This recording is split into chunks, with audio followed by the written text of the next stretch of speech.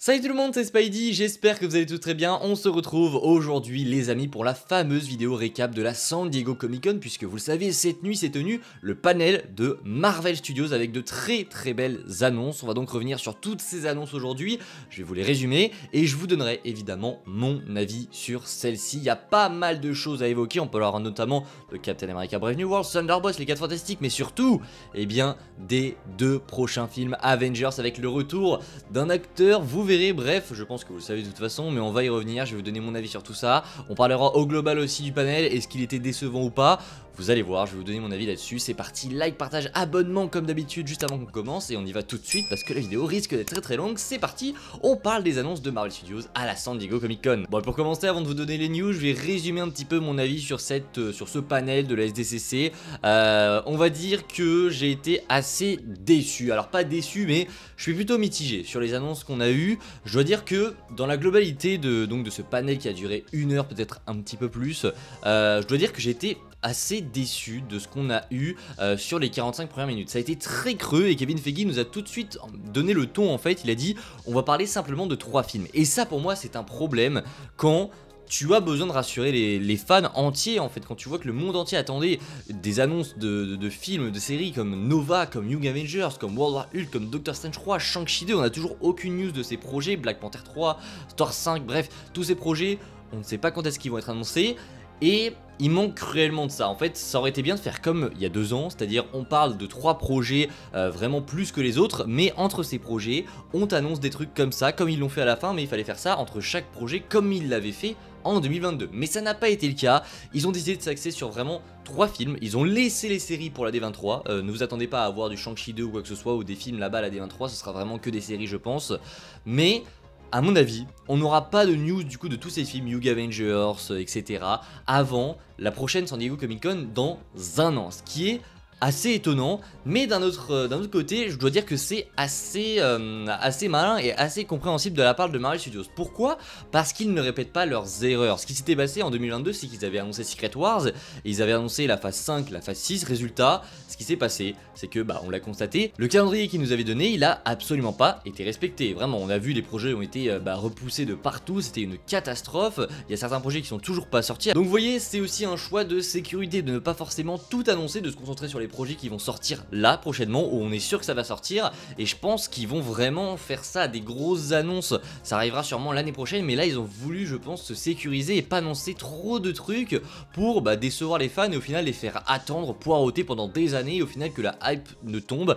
Je pense que c'est ça qu'ils ont voulu faire, et en vrai c'est plutôt pas mal, mais forcément ça fait un petit peu pétard mouillé quand nous on s'attendait à avoir des choses comme ça, mais voilà, au final assez compréhensible, j'ai envie de vous dire. On verra ce qu'il lancera à la D23, on verra ce qu'il lancera du coup l'année prochaine au SDCC, mais pour l'instant on se concentre donc sur les 3 films qui arrivent prochainement chez Marvel Studios et les films Avengers. Maintenant on va donc revenir sur les annonces qui ont été faites concernant les projets en question qui arriveront prochainement chez Marvel Studios, à commencer avec Captain America Brave New World. Je vais vous donner tout ce qu'on a eu. Alors on a entendu dire, donc Kevin Feige a déclaré que le film aurait un ton qui serait très similaire à celui de The Winter Soldier et que ce serait un film vraiment beaucoup plus terre à terre, ce qui est je trouve une très bonne chose. Attention tout de même, Secret Invasion on se souvient que c'était ça aussi, au final c'était une grosse merde, mais je trouve que voilà, cette confirmation fait plaisir. On a également la confirmation du personnage de Giancarlo Esposito qui interprétera Sidewinder, qui est donc le chef de la Serpent Society, ce qui est assez étonnant puisqu'aux dernières nouvelles la Serpent Society devait être supprimée du montage final du film.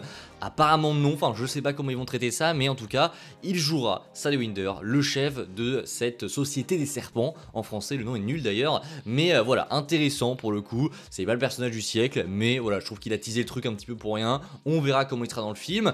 On a également eu une espèce de description de scène puisque les gens sur place ont eu la chance de découvrir une scène où le président Ross se transforme en Red Hulk devant la Maison Blanche. Donc ça confirme peut-être que la scène qu'on avait vue dans le trailer où la Maison Blanche explose, c'est Red Hulk. Et donc voilà, ils ont eu eux un aperçu entier de Red Hulk, pas nous, il n'y a pas eu de photo. photos, pas de leak. Vous allez voir, il y en a certains dans la vidéo, mais là pour Red Hulk, on a vraiment rien eu. Et enfin, pour terminer avec Captain America Brave New World, eh bien on a eu la confirmation que l'adamantium est officiellement dans le MCU. Ça a été prononcé par Harrison Ford. Voilà, pour ceux qui en doutaient encore, c'est par le biais de Tiamut que tout ça va arriver. C'est officiel, l'adamantium est bel et bien dans le MCU, et en même temps, c'est déjà dans le MCU depuis le 24 juillet avec Wolverine qui est présent, mais là pour le coup, c'est officiel. On passe au film Thunderbolts, un film qui m'intéresse énormément pour le coup, et j'ai envie de vous dire que c'est le film le plus creux. Voilà, il n'y a pas eu tellement d'informations. Alors ce que l'on sait, c'est déjà que on a eu la confirmation que Yelena Belova sera bel et bien au centre du film. C'est vraiment elle la perso principale du film,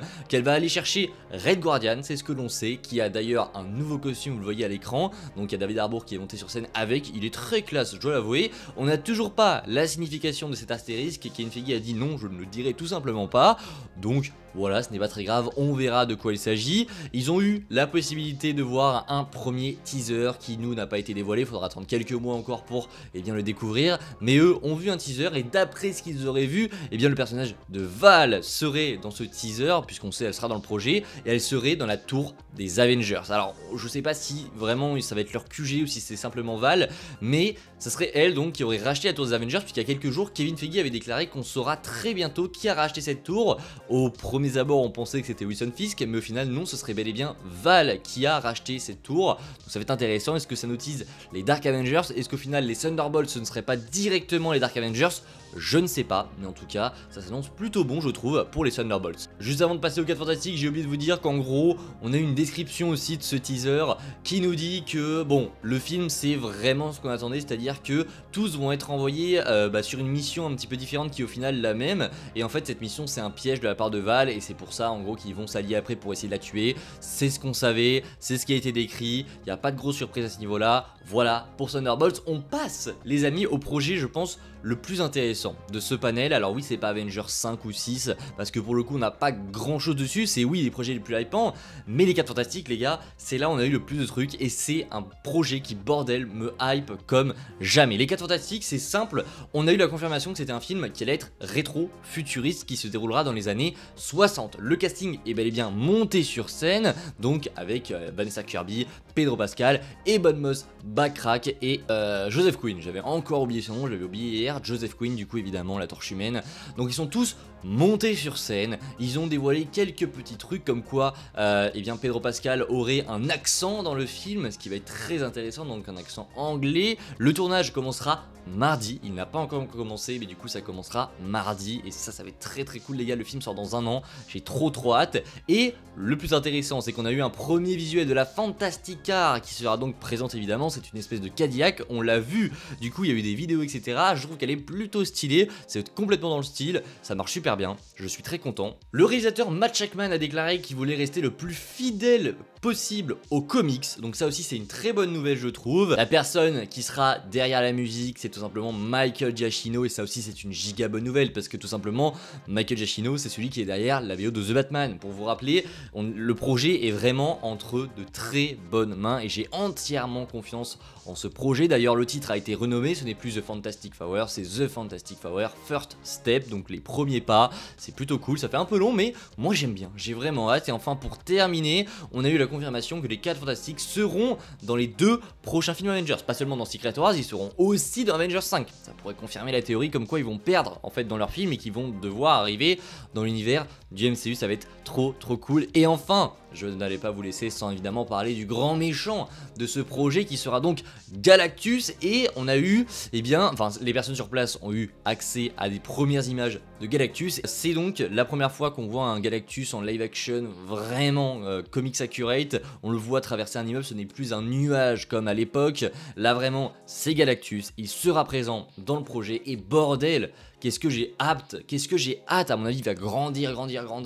Les gars, Galactus c'est un méchant mythique, ils ne vont pas le gâcher, je pense même qu'ils vont perdre en fait face à Galactus, et qu'on le reverra plus tard dans une autre saga. J'ai trop hâte de ce projet, vraiment c'est incroyable. Et enfin pour conclure cette vidéo, on termine évidemment avec l'annonce qui a fait exploser internet. Il s'agit du retour des Avengers. Puisque vous le savez, je vais vous résumer un petit peu tout ce qui s'était passé. À la base, Avengers 5 se nommait Avengers The Kang Dynasty, sauf que Jonathan Majors, l'acteur qui interprète Kang, a eu des problèmes avec la justice, il s'est fait virer par Marvel Studios, et donc Marvel Studios ils se sont dit, bah qu'est-ce qu'on fait avec le personnage de Kang? Est-ce qu'on prend un autre acteur? Est-ce qu'on abandonne le personnage? Eh bien on n'avait pas de réponse jusqu'à présent, et bien ça y est, c'est chose faite, puisque, eh bien, Avengers The Kang Dynasty devient Avengers Doomsday, et donc, eh bien vous l'avez compris, Kang est remplacé par le Docteur Doom, un méchant complètement dingue du MCU, des comics Marvel pour le coup, mais qui sera donc adapté dans le MCU en live action, et donc le Docteur Doom sera bel et bien interprété par Robert Downey Jr., notre Tony Stark. Voilà, c'est une nouvelle qui a extrêmement divisé, je le sais, je dois dire que même moi je suis encore très mitigé, je ne sais pas du tout quoi en penser, parce que d'un côté ça peut être une idée superbe de faire genre vraiment un héros qui a porté le costume trop longtemps et qui a fini par devenir très méchant. Je sais pas comment ils vont le tourner, mais il y a vraiment une idée derrière qui peut être très intéressante d'avoir dans une saga le sauveur du MCU, et dans l'autre avoir cette même personne mais qui au final est la grande menace. C'est superbe, mais d'un autre côté ça montre quand même que Marvel a fait un choix qui est clairement un aveu de faiblesse. Je dois l'avouer, c'est une évidence. S'ils ont fait ce choix, c'est parce que ils ont peur. Ils ont peur pour leur avenir, ils ont peur pour ce qui va arriver. Ils savaient très bien que tout ce qui s'est passé avec Jonathan Majors, que l'introduction de Kang était ratée, etc. Et ils se sont dit, ok, on doit introduire Doom, mais on doit surtout faire de l'argent avec ces films. Et ce qu'ils ont fait, c'est que, bah oui, on prend Robert Downey Jr., ça va forcément marcher, là je vous le dis. Le film a assuré son milliard. C'est évident, le film va faire le milliard. Le retour de Robert Downey Jr., les amis, en Doom, dans un film Avengers, évidemment que le film va faire le milliard. Il n'y a même pas de question, en fait. Il va limite aller peut-être taper les deux. Mais voilà, c'est peut-être un choix qui est risqué, c'est un choix qui ne va peut-être pas plaire. Alors, il y en a plein qui se plaignent comme quoi Doom va pas être assez développé. Vous n'en savez rien. Si ça se trouve, à tout moment, il est introduit ici, il sera toujours dans Secret Wars, il sera toujours là après. Ça ne veut absolument rien dire. On ne sait pas comment ça va se passer. Et donc, voilà, tout ce qu'on sait, c'est que Robert Downey Jr. sera de retour. Le film sort en mai 2026. Le tournage devrait commencer du coup en janvier prochain. Donc, voilà, c'est quand même une grosse dinguerie. Et on a eu pareil un nouveau logo pour Secret Wars qui sortira lui en mai 2027. Et il faut savoir une dernière chose qui m'a fait très plaisir pour le coup, c'est que, eh bien les amis, ces deux films seront réalisés par les frères Russo. Pour ceux qui ne le connaissent pas, c'est tout simplement les réalisateurs de certains films du MCU comme Captain America et le Soldat de l'Hiver, Captain America Civil War, Avengers Infinity War et Avengers Endgame. Donc ces personnes, ces deux frères qui ont réalisé ces 4 projets complètement dingues du MCU sont officiellement de retour pour réaliser Doomsday et Secret Wars. Et ça pour moi c'est le meilleur choix possible, et c'est aussi un petit aveu de faiblesse parce que bah voilà, ils voulaient s'axer au départ sur de nouveaux réalisateurs et au final non, ils prennent un choix de confiance. Mais moi je suis tellement content qu'ils reviennent puisque ils ont compris en fait comment faire en sorte que certains projets sont cohérents, ils savent raconter ces histoires et ils savent surtout adapter les comics, ils savent comment rendre un projet énorme, comment faire monter les enjeux. Donc pour moi c'est les meilleurs qu'on pouvait prendre, un choix de sécurité certes, mais pour moi un choix qui va marcher, on verra bien. En tout cas voilà pour ces annonces de la SDCC, on reviendra sûrement demain sur une nouvelle vidéo concernant Kang et Doom. Est-ce que Kang est véritablement terminé? Est-ce que c'est terminé pour lui dans le MCU? On verra ça demain. J'espère que la vidéo vous a plu, si c'est le cas, comme d'habitude, le petit like, le partage, l'abonnement, et je vous dis à la prochaine, c'était Spidey, prenez soin de vous tout le monde, ciao tout le monde.